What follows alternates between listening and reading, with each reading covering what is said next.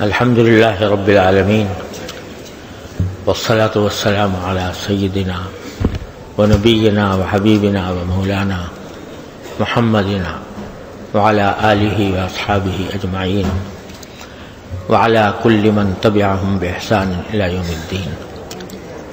أما بعد،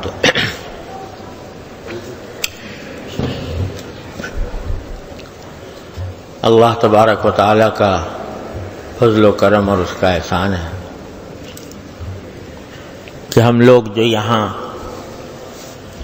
اتوار کے دن جمع ہوتے ہیں، ہم میں سے تقریباً سب لوگ یا کم از کم اکثریت ایسی ہے کہ جسے اللہ تعالیٰ کے فضل و کرم سے نماز روزے کی توفیق ہوتی ہے، اور اپنے ظاہری شکل و صورت میں بھی اللہ تعالی نے اپنے فضل و کرم سے توفیق دی ہے کہ سنت کے مطابق ہمارا چہرہ بھی ہمارا سنت کے مطابق ہو، لباس بھی سنت کے قریب ہو. یہ اللہ تعالیٰ کی نعمت ہے، بہت بڑا کرم ہے، اس کا شکر ادا کرنا چاہیے. اور جو اپنی عبادتوں میں کوئی ایسا نہیں ہوگا جو یہ سمجھتا ہو کہ میں مکمل عبادت اس کے حقوق کے ساتھ ادا کرتا ہوں. ہر ایک آدمی کے دل میں یہ خیال ہوتا ہے اور ہونا بھی چاہیے کہ میں جو عبادتیں کرتا ہوں، جو نمازیں پڑھتا ہوں، ان میں جس طرح کا دل لگا کر پڑھنا چاہیے، جس طرح کے اللہ تبارک و تعالیٰ کے تصور کے ساتھ پڑھنا چاہیے کہ ان تعبد اللہ کأنک تراہ وإن لم تکن تراہ فإنہ یراک، کہ اللہ کی اس طرح عبادت کرو جیسے کہ تم اللہ جل جلالہ کو آنکھوں سے دیکھ رہے ہو. اور اگر یہ خیال کرنا مشکل ہو تو کم از کم یہ تصور ہو کہ اللہ تبارک و تعالیٰ تمہیں دیکھ رہے ہیں. اس تصور کے ساتھ عبادت کا نام احسان ہے. تو اگر ہم اپنے حالات پر نظر ڈالیں تو شاید ہی کوئی اللہ کا بندہ ایسا ہوگا جو اس تصور کے ساتھ نمازیں پڑھتا ہو اور اس دھیان کے ساتھ اللہ تبارک و تعالیٰ کی طرف رجوع کرتا ہو کہ میں اللہ کو دیکھ رہا ہوں یا اللہ مجھے دیکھ رہا ہے. جب ہم نماز میں کھڑے ہوتے ہیں تو ادھر ادھر کے دنیا جہان کے خیالات، افکار ذہن پر مسلط رہتے ہیں، اور جو مطلوب ہے کہ آدمی اللہ تبارک و تعالیٰ کی سامنے اپنے آپ کو تصور کرے، وہ شاذ و نادر ہی کسی کو حاصل ہوتا ہے. اس کی وجہ سے بعض اوقات دل میں مایوسی پیدا ہونے لگتی ہے اور یہ خیال آتا ہے کہ بھئی اتنے دنوں سے ہم نمازیں پڑھ رہے ہیں، اتنے دنوں سے ہم اللہ تبارک و تعالیٰ کے فضل و کرم سے فرائض بھی ادا کرتے ہیں، کبھی سنتیں بھی پڑھتے ہیں، بعض اوقات نوافل کی بھی توفیق ہو جاتی ہے، لیکن وہ نمازیں ادھوری ہیں، ناقص ہیں. اور اس کو اگر اس طرح تعبیر کیا جائے تو شاید غلط نہیں ہوگا کہ اپنے ظاہر اعتبار سے وہ ٹوٹی پھوٹی عبادت ہے. اللہ تعالیٰ کے عبادت کا حق تو کیا ادا ہوتا جو اس کا کم سے کم حصہ ہے وہ بھی ادا کرنے سے ہم قاصر رہتے ہیں. اور نماز اکثر تو یہ ہوتا ہے کہ جب نماز شروع کی تو بس ایک مشین چل پڑی آٹومیٹک، جو زبان پر رٹے ہوئے الفاظ ہیں وہ زبان پر جاری ہو گئے، اور دل کہیں ہے دماغ کہیں ہے. اس وجہ سے بعض اوقات مایوسی پیدا ہونے لگتی ہے کہ بھائی اب کب ہم وہ وقت آئے گا کہ جس کے بارے میں رسول کریم صلی اللہ علیہ وسلم نے فرمایا تھا کہ ان تعبد اللہ کأنک تراہ فإن لم تکن تراہ فإنہ یراک. یہ احسان کا مرتبہ کب حاصل ہوگا؟ اس سے بعض اوقات آدمی نا امید ہونے لگتا ہے، لیکن نا امیدی کا نتیجہ جو ہے وہ اس سے زیادہ برا. اگر مایوس ہو جائے آدمی تو کیا ہوتا ہے کہ کوشش بھی چھوڑ دیتا ہے کہ بھئی ہوتا تو ہے نہیں، منزل تو حاصل ہو نہیں رہی، لہذا چلنا بھی چھوڑ دو.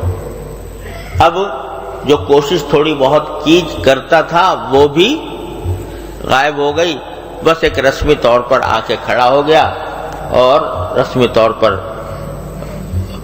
نماز کے افعال ادا کر لیے. اور بعض مرتبہ لوگ اس کو یہ کہتے ہیں کہ بھئی ہم نماز کیا پڑھتے ہیں، ہم تو اٹھک بیٹھک کرتے ہیں، اوپر سے نیچے ہو گئے، نیچے سے اوپر کھڑے ہو گئے، زبان جو ہے وہ جاری ہو گئی اور جو الفاظ کہنے تھے وہ خود بخود کہہ لیے. بسا اوقات خود بھی یاد نہیں رہتا کہ میں نے پہلی رکعت میں کیا پڑھا تھا، دوسری رکعت میں کیا پڑھا تھا. یہاں تک کہ امام کے پیچھے ہوتے ہیں، اس کی آواز سن رہے ہوتے ہیں، لیکن اگر کوئی بعد میں پوچھے کہ پہلی رکعت میں امام نے کون سی تلاوت کی تھی اور بعد میں کون سی رکعت میں تلاوت کی تھی، کون سی رکعت میں کون سی تلاوت کی تھی، بسا اوقات وہ بھی یاد نہیں ہوتا. اس وجہ سے بعض اوقات مایوسی پیدا ہونے لگتی ہے اور اپنی نمازوں کی ناقدری اور نمازوں کی کو اٹھک بیٹھک سے تعبیر کرنا ہم لوگ شروع کر دیتے ہیں اور کوشش بھی چھوڑ دیتے ہیں. تو یہ اس سے زیادہ خراب بات ہے. تو ہمارے حضرت والا اللہ تعالیٰ ان کے درجات بلند فرمائے، حضرت عارفی قدس اللہ تعالیٰ سرہ، انہوں نے بڑی کام کی بات ارشاد فرمائی، وہ ہمیشہ یاد رکھنی چاہیے. وہ یہ کہ نماز تو ٹھیک ہے، اس کے حقوق کے ساتھ اور اس کے صحیح طریقے کے ساتھ، صحیح تصور کے ساتھ ادا نہیں ہو رہی، لیکن یہ کیا کم ہے کہ اللہ تبارک و تعالیٰ نے اپنے فضل و کرم سے اپنے دربار میں حاضری کی توفیق بخش دی. کتنے ہیں جو اس سے بھی محروم ہیں.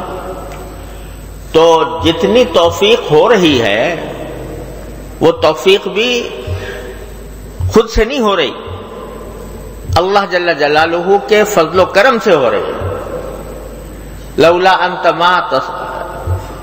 انت ما صلینا ولا تصدقنا ولا لولا انت ما اهتدینا لا تصدقنا ولا صلینا. اے اللہ اگر آپ کی توفیق نہ ہوتی، آپ کا فضل و کرم نہ ہوتا تو ہم نماز بھی نہ پڑھ سکتے، صدقہ بھی نہ دے سکتے، روزے بھی نہ رکھ سکتے،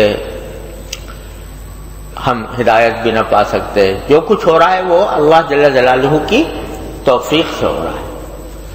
تو بندہ بجائے اس کے کہ ان عبادات کی ناقدری کرے اور یہ کہے کہ نماز کیا ہے، یہ تو اٹھک بیٹھک ہے والعیاذ باللہ، تو اس کی ناقدری کرنے کے بجائے پہلے اس کی قدر کر کے، اس توفیق کی قدر کر کے اس کا شکر ادا کر لو.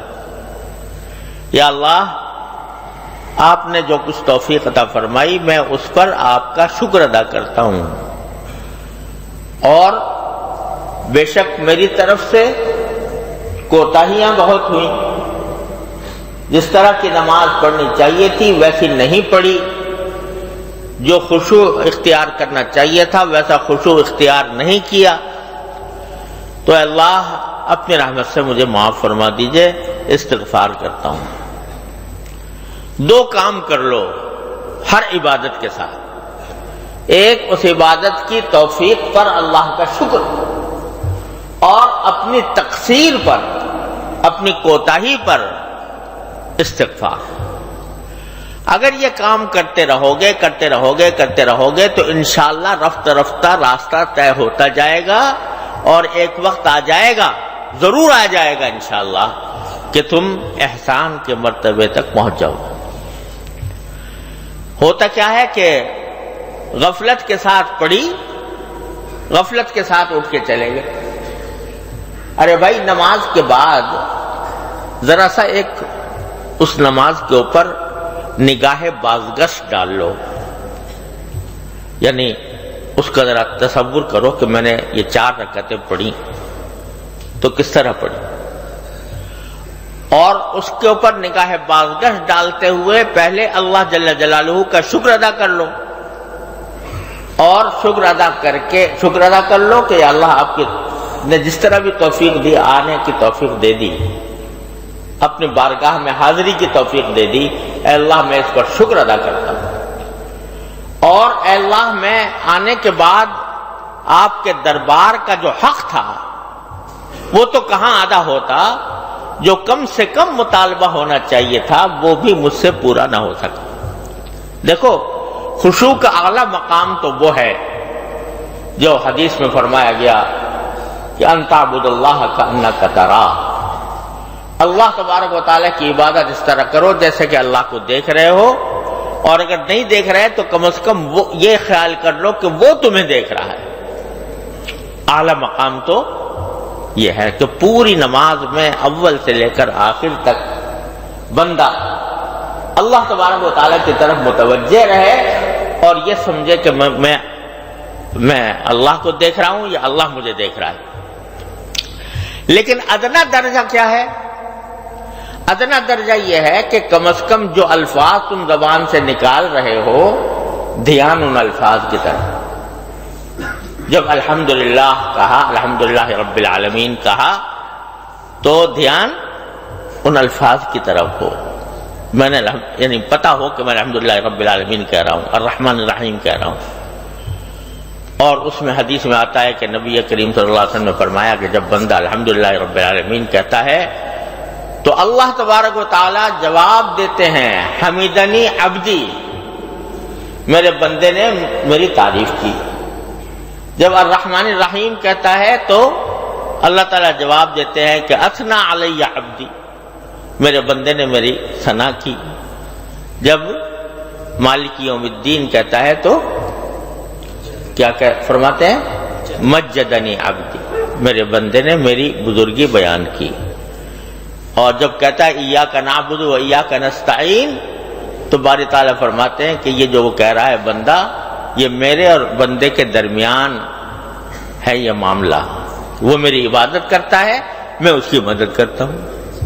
ایاک نعبد و ایاک نستعین۔ تو آدمی کم از کم اتنا جو ادنا خشوع کا درجہ ہے وہ کیا ہے کہ جو الفاظ زبان سے نکال رہا ہے انسان، ان الفاظ کی طرف دھیان ہو۔ میں نکال رہا ہوں، یہ نہ ہو کہ بس مشین چل پڑی اور آخر میں جا کے بس سلام پھیر دیا، بلکہ دھیان ان کی طرف ہو، الفاظ کی طرف ہو۔ یہ ادنا درجہ ہے۔ اور جہاں ذہن بھٹک جائے، خیالات آنے لگے، پھر دوبارہ انہی الفاظ کی طرف آ جائے، یہ ادنا درجہ ہے خشوع کا۔ اس کی کوشش تو بندے کو ہمیشہ کرتے ہی رہنا چاہیے، ساری زندگی کرتا رہے۔ تو یہ کوشش ادنا درجے کا خشوع ہے، یہ بھی حاصل نہیں ہوتا۔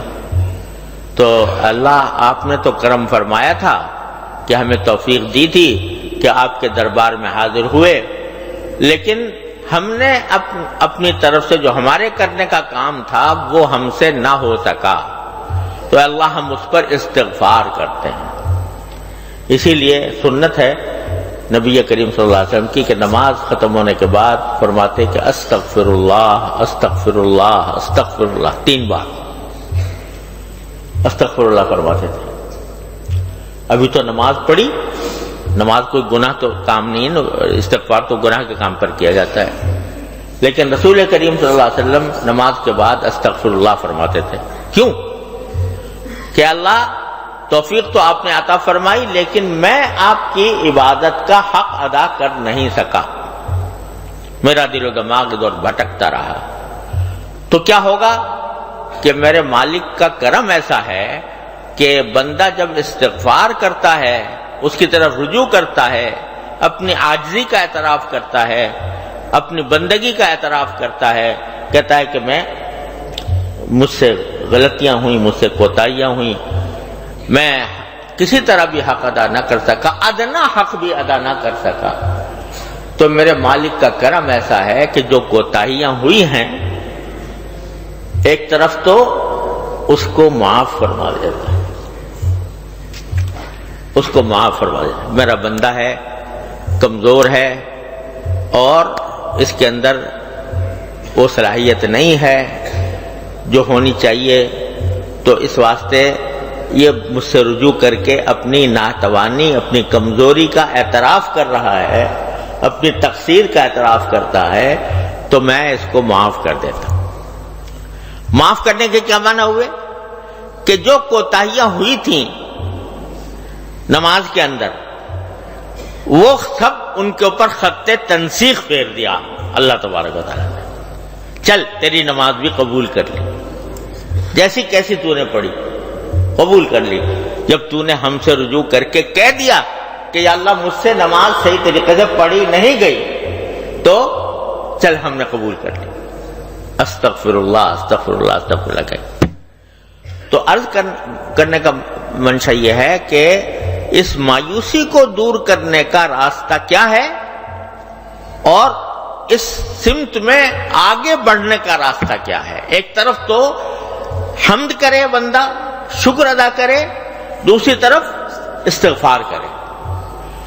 شکر اس کی توفیق پر، استغفار اپنی کوتاہی پر۔ تو میرا اللہ تبارک و تعالی شکر کے بارے میں وعدہ کیا ہے کہ لئن شکرتم لأزیدنکم، یہ وعدہ ہے کہ نہیں؟ کس کا وعدہ؟ ان اللہ لا یخلف المیعاد۔ تو جب تم شکر کرو گے تو اور دوں گا، یعنی تم نے اس پر شکر ادا کر لیا کہ میں نے نماز آ کر ادا کی ہے، اے اللہ آپ کی توفیق سے اس پر شکر ادا کر لیا، تو اور توفیق دوں گا، اور توفیق دوں گا۔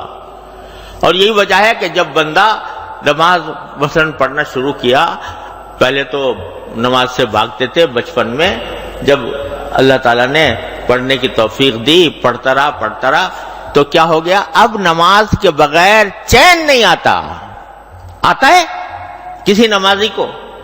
نماز کا وقت آ جائے اور گزرنے لگے نماز کا وقت، چین آئے گا؟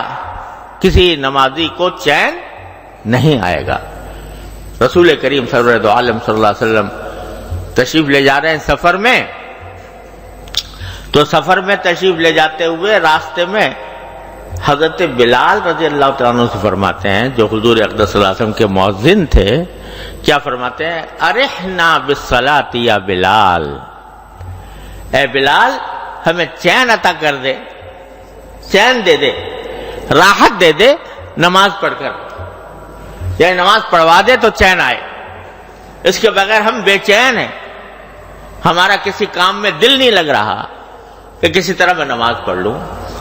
تو آدمی ایسا ہو جاتا ہے کہ چین نہیں آ رہا۔ یہ کیا ہوا کہ جو توفیق شروع میں ہوئی تھی کہ اس وقت زبردستی بغیر دل نہیں چاہ رہا، دل گھبرا رہا ہے، لیکن بندے نے اس کی پرواہ کیے بغیر نماز میں آ کے کھڑا ہو گیا، یہ توفیق جو اللہ تعالیٰ کی طرف سے ہوئی تھی، اس پر جب بندے نے شکر ادا کیا تو اس کا نتیجہ یہ ہوا کہ اس نماز کی طرف توجہ اور نماز کی فکر اور اس کا خیال یہ بڑھتا چلا گیا، یہاں تک کہ نمازی کو بغیر نماز پڑھے چین نہیں آتا۔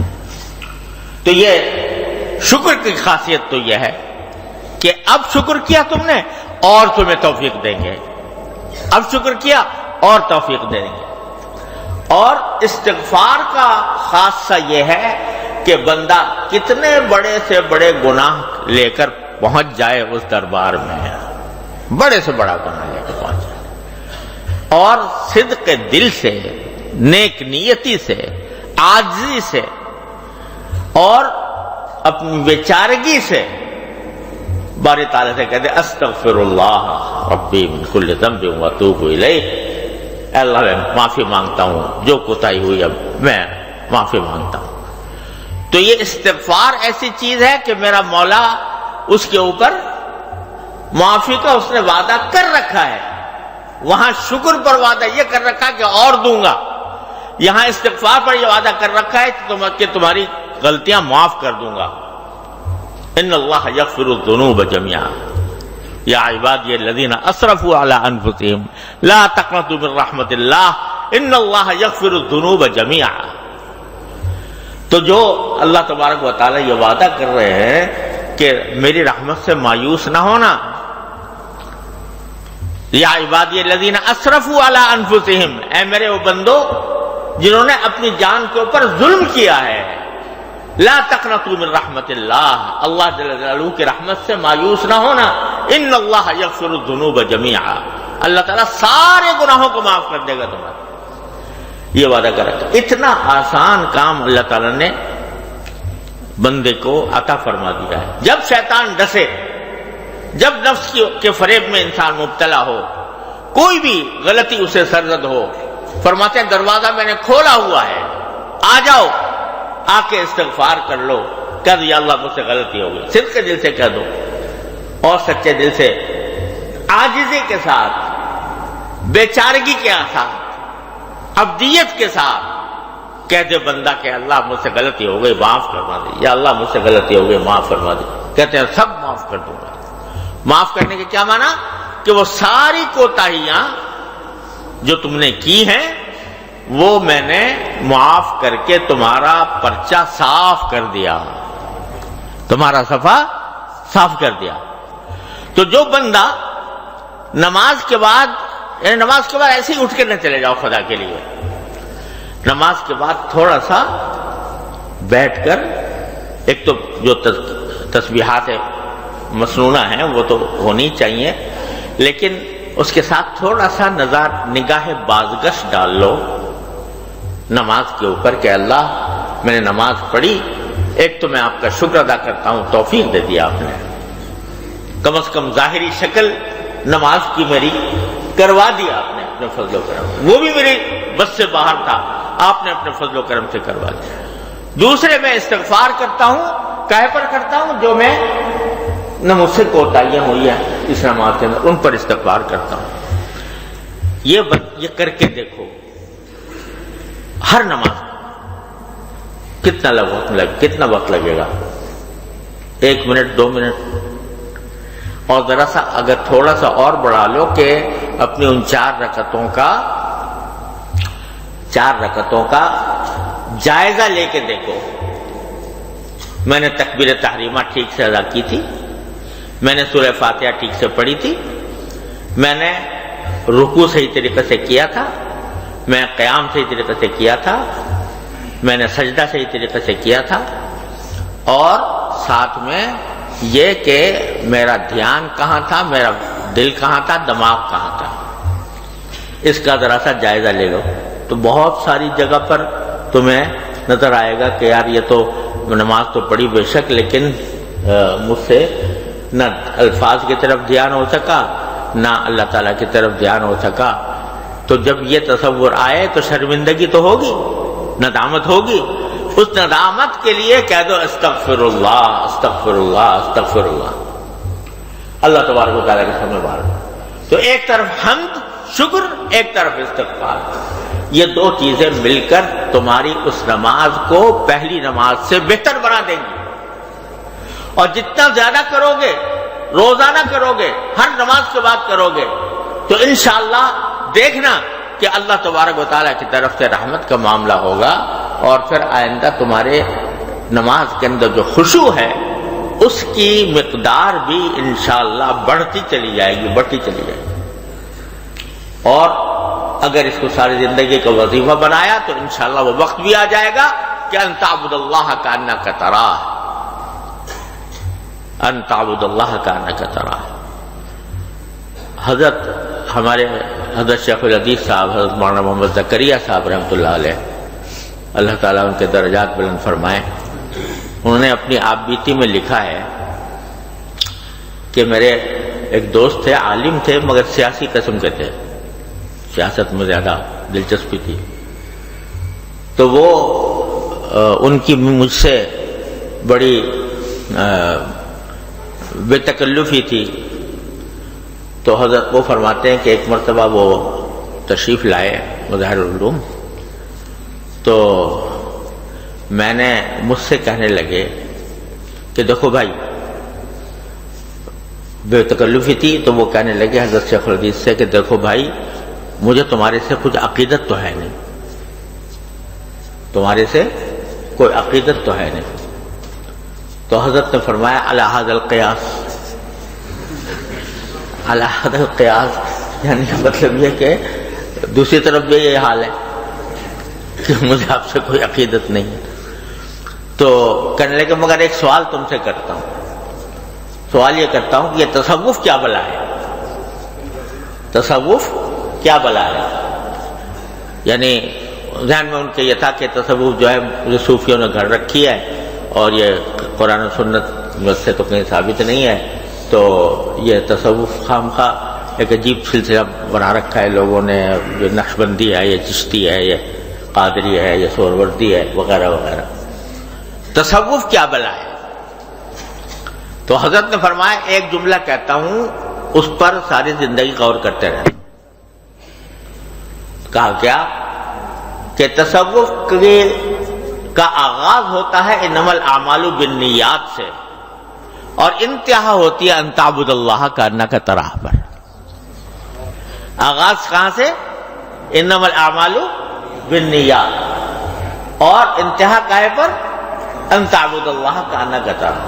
انما الاعمال بالنیات سے آغاز ہوتا ہے کہ آدمی کی نیت کسی بھی نیک کام کے لیے، نیک کام میں یا مباح کام میں اللہ تبارک و تعالیٰ کو راضی کرنے کی ہو، جس کام، یہ سب سے پہلا سبق یہ ہے انما الاعمال بالنیات. اسی لیے امام بخاری نے اپنی کتاب اس سے شروع کی. پہلا سبق کیا ہے کہ نیتیں درست کرنا، تصوف کا پہلا کام یہ ہے. اور جب اس میں نیتیں درست کر کے وہ آگے بڑھتا رہتا ہے تو پھر انتہا وہاں جا کر ہو جاتی ہے کہ ان تعبد اللہ کانک تراہ. تو نماز کے اندر بھی یہی بات ہے.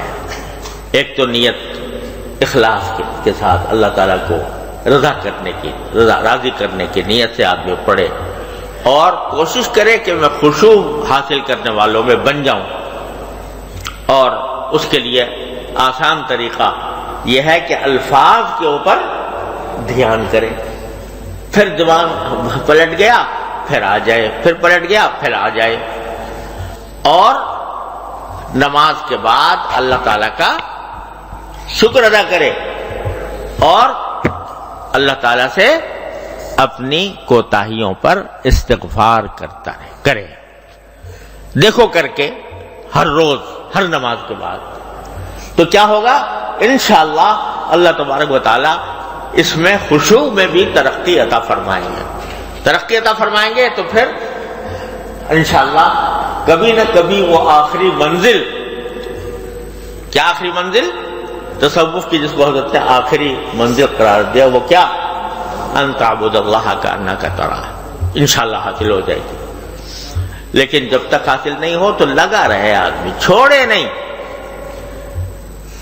اندری راہ می تراشو می خراش، مولانا رومی فرماتے ہیں اندری راہ می تراشو می خراش تا دم آخر دم فارغ مباش. کہ یہ راستہ ایسا ہے، سلوک کا راستہ، اللہ تبارک و تعالیٰ کی طرف بڑھنے کا راستہ، اللہ تعالیٰ کے ساتھ تعلق قائم کرنے کا راستہ، یہ ایسا ہے کہ اس میں ہر وقت تراش خراش چلتی رہتی ہے. تراش خراش کا معنی کہ پتہ اندر آدمی کو احساس ہوتا ہے کہ مجھ سے فلاں جگہ کوتاہی ہو گئی، کر لو استغفار. پھر کسی وقت معلوم ہوا ہو گئی، پھر کر لو استغفار، اور لگے رہو اس میں تا دم آخر دم فارغ مباش، یعنی آخری سانس تک اپنے آپ کو فارغ نہ سمجھو کہ میں کامل اور مکمل ہو گیا. کامل اور مکمل ہونے کا جس شخص کو خیال آ گیا اس سے بڑا ناقص کوئی نہیں. جو یہ خیال ہو کہ میں کامل مکمل ہو گیا، اس سے بڑا ناقص کوئی نہیں. کیونکہ کمال جو ہے وہ تو اللہ تعالیٰ کی صفت ہے. بندہ جو ہے وہ کبھی کامل نہیں ہو سکتا، لیکن اللہ تبارک و تعالیٰ کے فضل و کرم سے اللہ تبارک و تعالیٰ اس کو کسی خاص صفت میں اس انجام تک پہنچا دیتے ہیں کہ ان تعبد اللہ کانک تراہ. تو آدمی اگر لگا رہتا ہے تو آخری دم تک کوشش کرتا رہتا ہے تو اللہ تبارک و تعالیٰ اس کو پہنچا دیتے ہیں. بات ذرا دور تک نکل گئی. میں کہنا یہ چاہ رہا تھا کہ الحمدللہ اللہ تبارک و تعالیٰ کے فضل و کرم سے ہم سب کو توفیق ہو جاتی ہے نماز روزے کی، عبادت کی، اگرچہ اس میں ہزار کوتاہیاں ہوتی ہیں. اس کا علاج بھی یہ موجود ہے جو میں نے عرض کیا، اور اگر اللہ تعالیٰ اس پر عمل کرنے کی توفیق عطا فرمائے تو انشاءاللہ بارگاہ الہی میں وہ جیسی بھی کیسی ہماری عبادتیں ہیں قبول ہوں گی، انشاءاللہ ضرور ہوں گی، یہ کام اگر کرتے رہیں.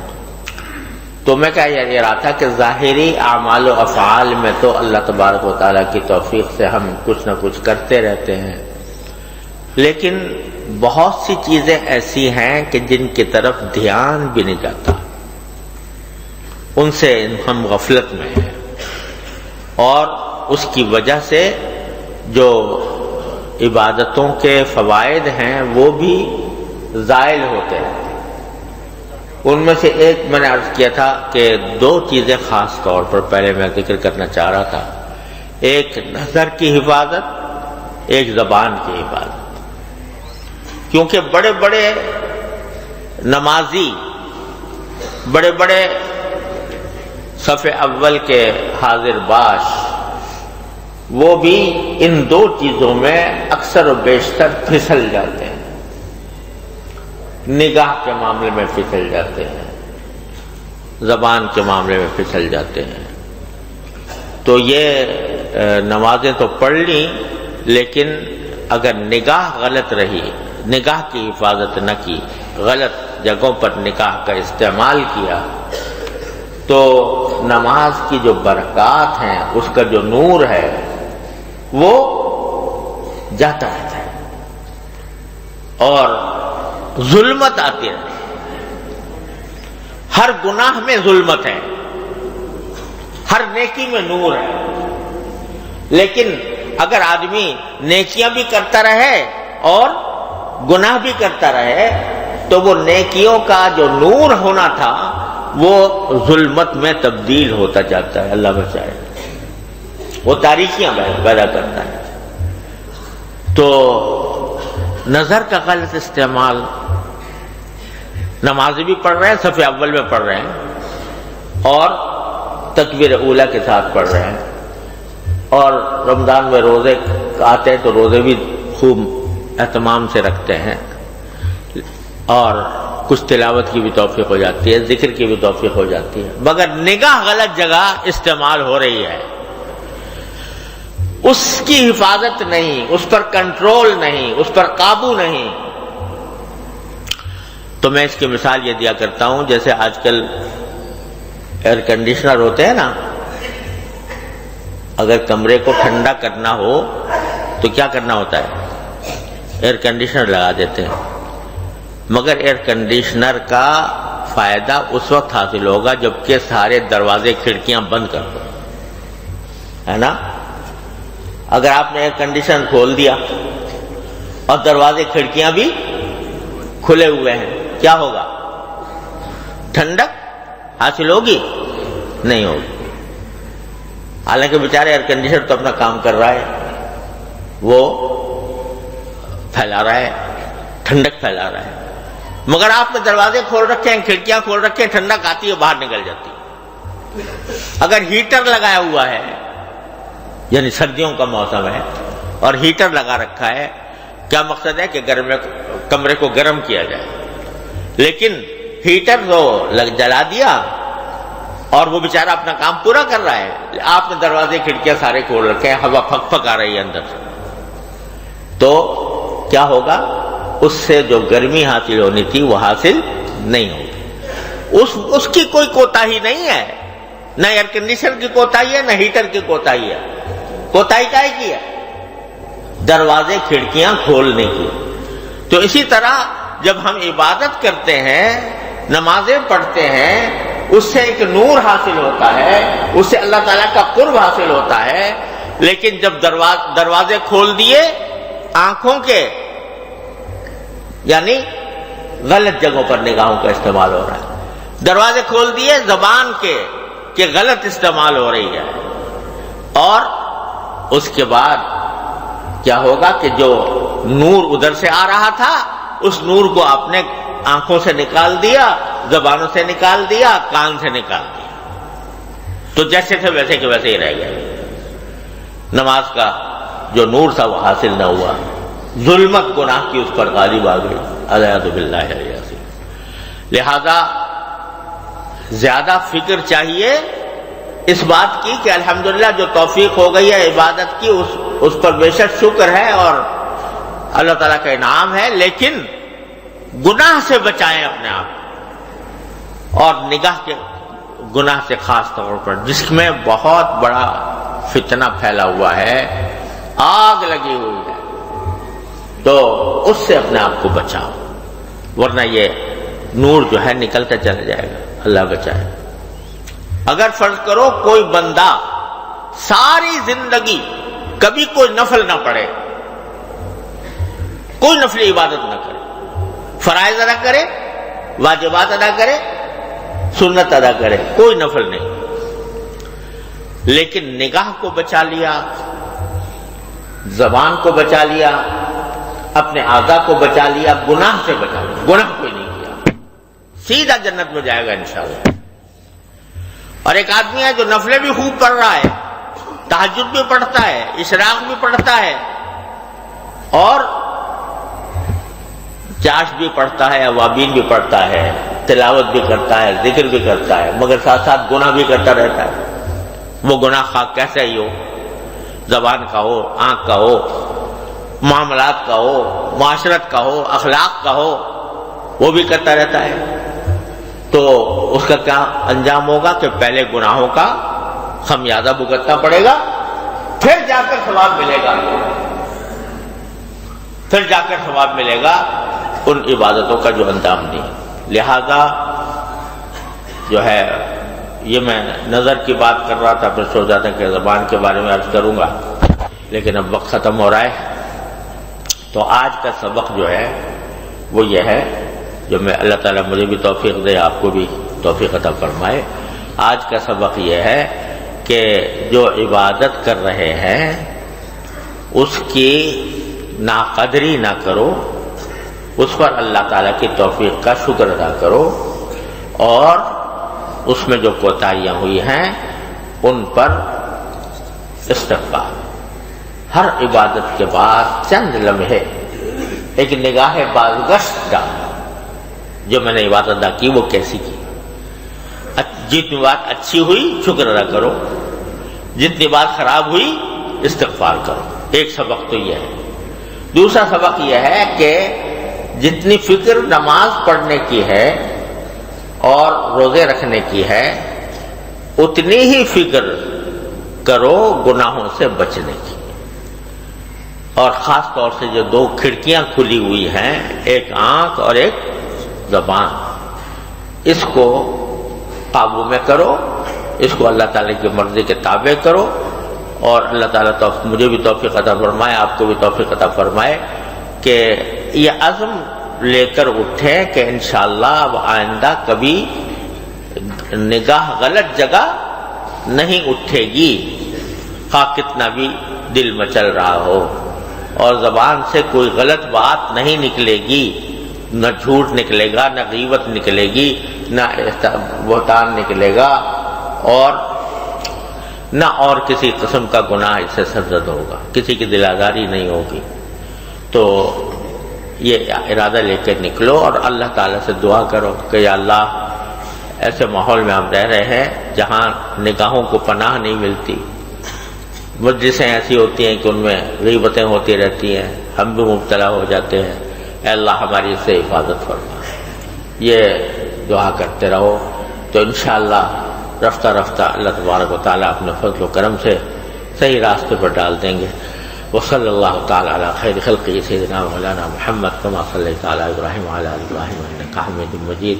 یا ارحم الراحمین اپنے فضل و کرم اپنے رحمت سے ہمارے تمام گناہوں کو معاف فرما، چھوٹے بڑے اگلے پچھلے خفیہ علانیہ، اے اللہ ہر طرح کے گناہوں کو معاف فرما۔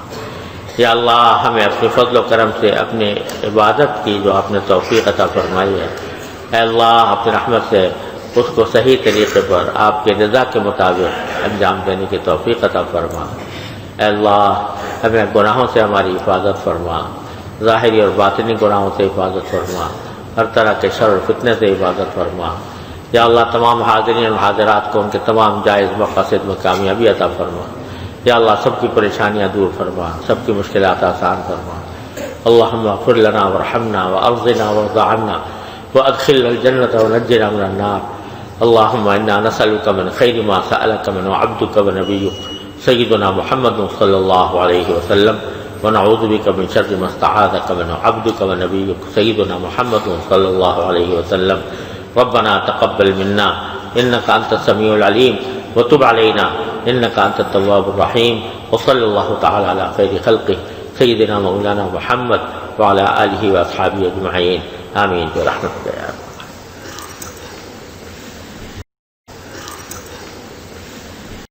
ہے